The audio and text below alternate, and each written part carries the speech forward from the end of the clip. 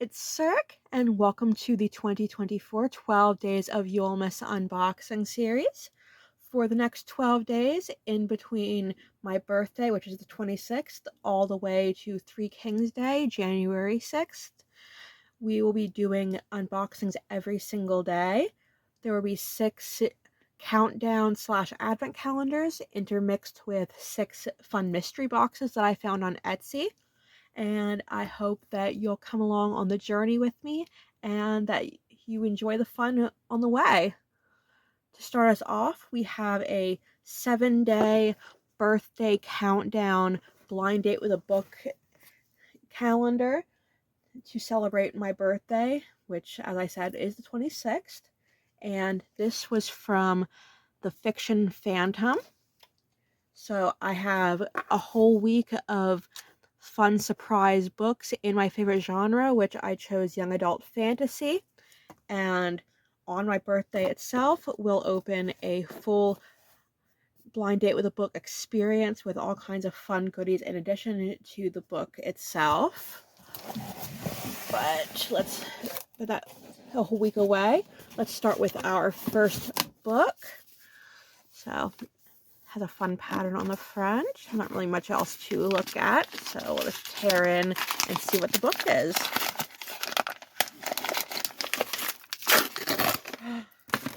Okay. Alright, so I actually already have Cinder, but I don't mind that because I don't have this cover, and ever since I saw this cover of Cinder, I've kind of secretly wished that I had gotten this version instead. The copy I have is the one with the cyborg foot going into the slipper. But yeah, I love the artwork on this cover. So even though I already have the series, I'm just so excited to get this specific version of it. But for those who don't know Cinder or the Lunar Chronicles series, I'm going to read the synopsis for you quick.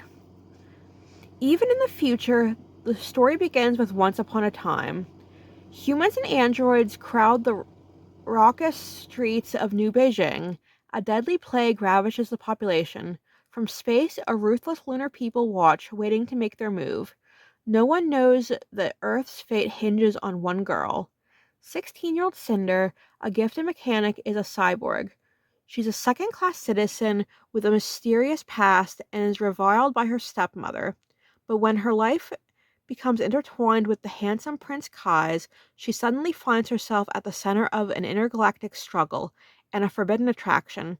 Caught between duty and freedom, loyalty and betrayal, she must uncover secrets about her past in order to protect her world's future, because there is something unusual about Cinder, something that others would kill for.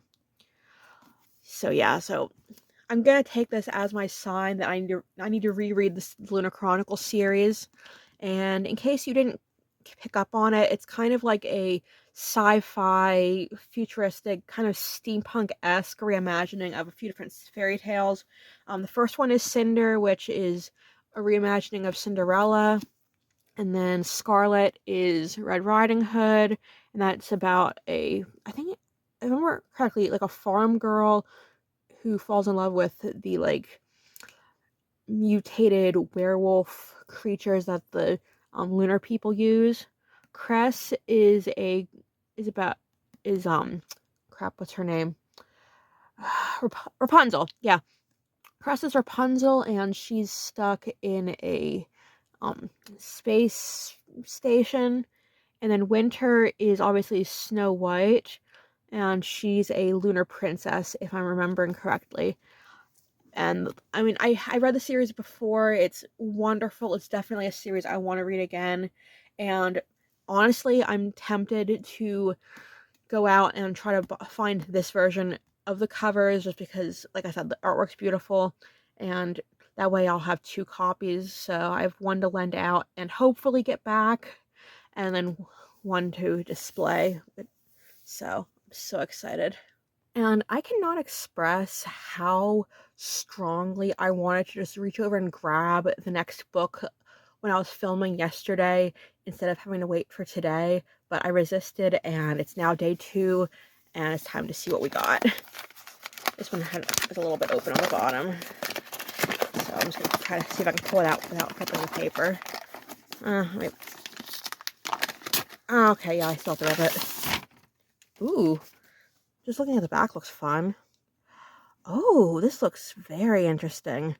All right, so it's Raw and Ruin by Jonathan Maberry, author of Patient Zero. So it looks like a zombie novel. This book is full of heart. They just don't beat anymore. That's a cute tagline. And then the back says, Benny Imura couldn't hold a job, so he took to killing.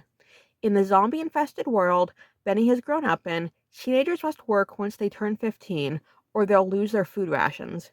Benny isn't interested in taking on the family business, but he reluctantly agrees to train as a zombie killer with his boring big brother Tom. He expects a dull job whacking zombies for cash. What he discovers is a vocation that will teach him what it really means to be human. As his worldview is challenged again and again by the lessons he learns from Tom, Benny is forced to confront another horrifying reality. Sometimes the most terrible monsters are human. Critically acclaimed author Jonathan Maberry crafts a terrifying future vision of a zombie apocalypse, brought to life through the rich emotional struggles of a teenager trying to find his place in a tumultuous new world. And then I guess the sequel to this is Dust and Decay, so I'll have to keep an eye out for that, because this definitely sounds like a very fun novel to read. Going right onto my to-read list. Number 3 feels like it might be a hardcover. Like, I can feel like the ridge where the cover kind of hangs over the edge of the pages. And if the paper will give... Oh, I see a face. I see a cracked face. It is Imposter by Suzanne Winokur. And the tagline is, she can steal any identity, but she can't escape herself. That's interesting. And then, okay, the different pieces are all different people. Like, this one's a green eye with kind of pale skin, and then like more olive skin with brown eyes, and well, really interesting. And is this one where this is one where the synopsis is on the inside. Tessa is a variant, able to absorb the DNA of anyone she touches and mimic their appearance. Shunned by her family, she spent the last 2 years training with the Forces of Extraordinary Abilities, a secret branch of the FBI.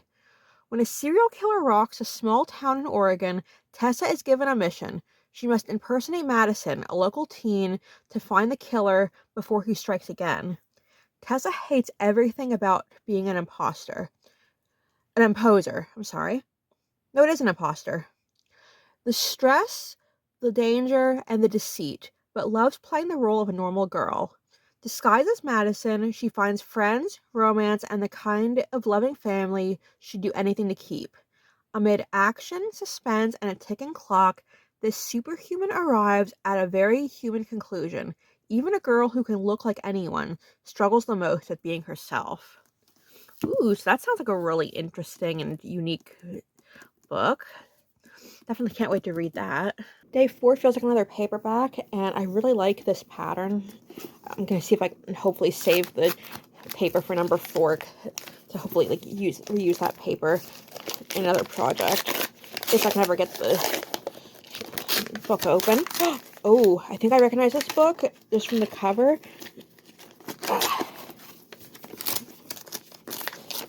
If the paper ever wants to come off. Oh, yeah, I've heard of this book. I think this is on my to-read list, but I don't own a copy of it yet. It's The Kingdom of Back by Mary Lou. To be remembered in this world, she created another. Ooh, so I don't remember what this is about, so I'm really excited to read it, but I do remember seeing this on Goodreads and thinking it looked interesting. The instant New York Times bestseller and indie bestseller. Born with a gift for music, Nathaniel Mozart had just one wish: to be remembered forever. But even as she delights audiences with her masterful playing, she has little hope she'll ever become the acclaimed composer she longs to be. She is a young woman in 18th century Europe, and that means composing is forbidden to her. She will perform only until she reaches a marriageable age. Her tyrannical father has made that much clear. As Ninural's hope grows dimmer with each passing year, the talents of her beloved younger brother Wolfgang seem to shine brighter. His brilliance begins to eclipse her own until one day a mysterious stranger from a magical land appears with an irresistible offer. He has the power to make her wish come true, but his help may cost her everything. Oh my gosh. I don't know if you could hear it, but I started tearing up while I was reading that because I have heard about how talented Mozart's sister was, and like a lot of people talking about how much of a tragedy it was that she wasn't able to pursue her dreams like her brother did because of being born a woman. So just, yeah, reading that reminded me both why I wanted to read this book and just also brought up a lot of emotions about like how unfair life has been for people that were born a woman in the past. So yeah, definitely a book I'm excited to read. And I mean, if you have a chance to read this book, I would probably recommend looking into it too, because that just sounds wonderful. Our label for day 5 is covered in polka dots, and this feels like a very sturdy paperback. Like it. Oh, that's what I'm getting the edge. Okay, there we go. I was pulling on the wrong side. Ooh. Welcome to the circus. Ooh, I don't know what this is, but it sounds fun. Oh, this looks very fun. I love circuses. It's called Girl on a Wire, and it's by Gwenda Bond. I've never heard of this, but I'm very intrigued. Right, the synopsis says, a ballerina twirling on a wire high above the crowd, horses prancing like salsa dancers, trapeze artists flying like somersaulting falcons, and magic crackling through the air. Welcome to the Cirque Americain. 16-year-old Jules Maroney's dream is to follow in her father's footsteps as a high wire walker. When her father is offered a prestigious role in the new Cirque Americain, it seems that Jules and the amazing Maronis will finally get the spotlight they deserve. But the presence of the Flying Garcias may derail her plans. For decades, the two rival families have avoided each other as sworn enemies. Jules ignores the drama and focuses on the wire, skyrocketing to fame as the girl in a red tutu who dances across the wire at death-defying heights. But when she discovers a peacock feather, an infamous object of bad luck, planted on her costume, Jules nearly loses her footing. She has no choice but to seek help from the unlikeliest of people, Remy Garcia, son of the Garcia clan matriarch and the best trapeze artist in the Cirque. As more mysterious talismans begin to possess believed to possess unlucky magic appear, Jules and Remy unite to find the culprit, and if they don't figure out what's going on soon, Jules may be the first Maroni to do the unthinkable. Fall. Ooh, so that sounds so interesting. I mean, I'm sure you can probably tell by my username that circuses are an interest of mine, and that synopsis sounds wonderful. I feel such a strong drive to read this. I can't wait to. Moving on to day 6, we have this really cool pattern with white diamonds and brown circles. And this is our last day of just a book before we get to our final day, which is, like I said, which is the whole My Day with a Book experience, which I'm really excited about. Ooh. Ooh, so it's 7 Deadly Shadows by Ashley Alameda and Valen E. Maitani. To fight an everlasting night, her best hope is hidden in the 7 Deadly Shadows. Ooh, so this looks like it might have some Japanese mythology influence, because they have like the red torii gates and then the white butterflies that, if I remember correctly, symbolize souls in Japanese mythology. So that looks very fun to read. I never heard of this book, I don't think, so I'm really excited to see what it's about. I am a girl surrounded by monsters and ghosts from an ancient world. Most days they scare me less than people do. Kira Fujikawa has always been a girl on the fringe. Alternately bullied and ignored, Kira only feels at home at her grandfather's Shinto shrine. But Kira's life is shattered the night the shrine is attacked by a vicious band of yokai demons. With the help of Shiro, the shrine's handsome half-fox, half-boy Kitsune, Kira discovers that her shrine harbors an ancient artifact of great power, one the yokai and their demon lord, Shutendoji, will use to bring an everlasting darkness upon the world. To face Shutendoji and his minions, Kira enlists the aid of 7 ruthless Shinigami, death gods. But some of the Shinigami may not be as loyal to Kira's cause as they first appeared. Kira must decide which of the death gods she can trust before the unlikely heroes rise as one to face an army of unimaginable evil. Oh, that is very exciting. So yeah, lots of Japanese influence, lots of things that sound very fun. And yeah, I can definitely see some of the references to things in the plot line. So yeah, I'm definitely going to be looking for reasons to read this very soon, because this is definitely the type of book that I would have picked up for myself if I had seen it before now. And now we are finally on day 7. Happy birthday to me. And this is definitely a wonderful gift to be getting on my special day, on the last day of this advent calendar. Just on the outside, we have this beautiful purple speckled paper with the gold dot accents and some washi tape with yellow spots on the bottom. We have a moth and a flower and a little wax seal that's pink with some gray wax on the inside to contrast. And then we have a flower up here. And then we have lots of fun little gifts. Like we have this blue key that I believe is a pen. Yes, we have this blue pen key this blue key pen that I think is absolutely gorgeous, and I've had my eye on every time I look in the box to get my next advent calendar day the past week. We have a bookmark that is definitely the perfect aesthetic for me. It has a purple tassel, and then it's black with gray and purple shapes like mushrooms and moths and moons and all kinds of wonderful witchy type of aesthetics. We have some fun stickers. If I can get the plastic open, have to find the end. There we go. So let's see what stickers we got. Oops.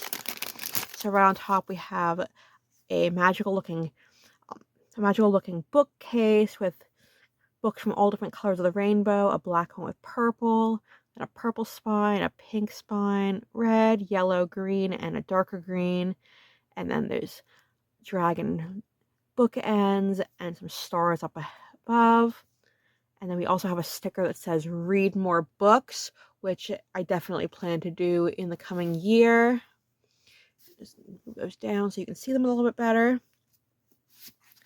And then I also have this adorable little notebook with a metallic sticker that is a girl with space-like shapes in her hair. Very fun.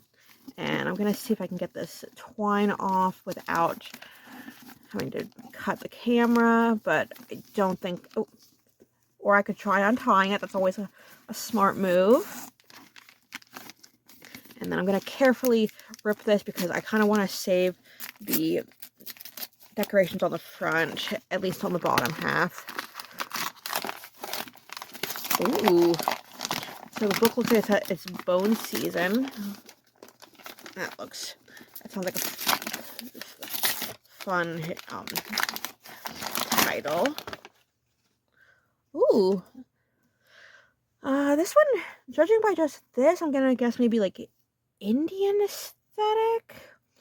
So it's The Bone Season by Samantha Shannon, and the USA Today said it is an impressive new voice for fantasy literature. So that's fun. And the back says, even a dreamer can start a revolution. The year is 2059. Paige Mahoney is working in the crimson underworld of Scion, London. Her job, to scout for information by breaking into people's minds. For Paige is a dreamwalker, a rare kind of clairvoyance, and under Scion law, she commits treason simply by breathing.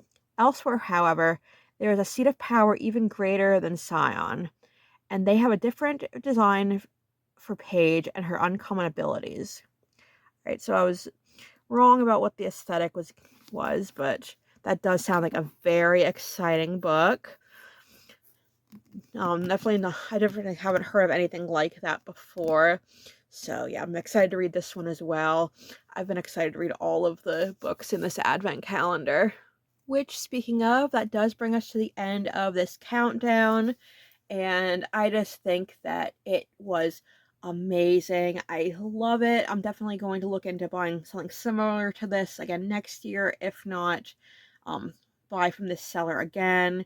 Um, Even though I did get one book that I already owned, I was still excited about every single book in this calendar, or in this countdown.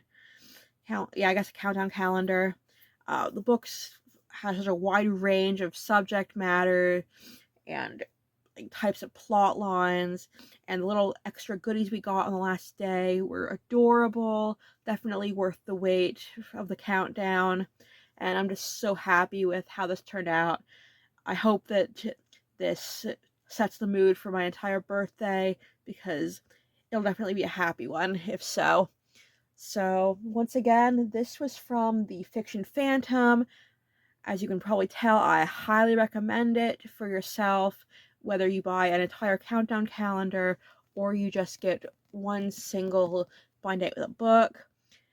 And I hope that you had a wonderful day today.